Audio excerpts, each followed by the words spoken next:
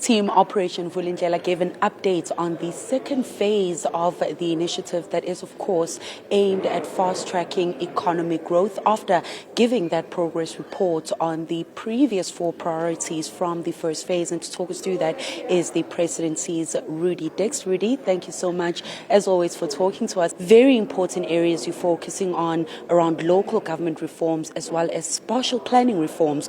Why are those 2 areas so important in driving economic growth, but driving inclusive economic growth? Digital transformation and, of course, local government and, as you said, spatial.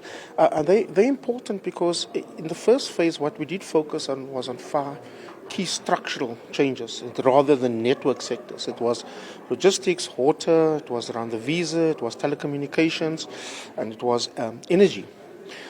These reforms, while we still have to finish 4 of the 5 reforms, these reforms are important from an inclusive growth. That's where it matters. It matters where you're able to provide better services in local government from a basic services point of view to citizens. That's what it is. That citizens have access to water, electricity, have access to various other services. Similarly for spatial, it's about how we improve public transport or access to human settlements and housing. How do we create densification and low-cost rental, for example. Digital, the same thing. It's about how we can make payments easier for citizens, digital identification, and services ultimately.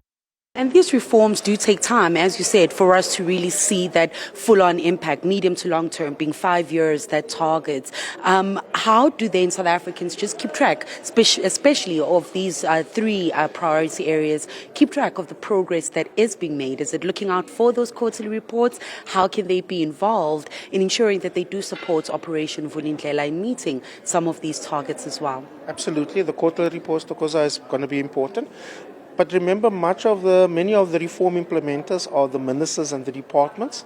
And as you see some of the progress being made, ministers will make those announcements, director generals will make those announcements.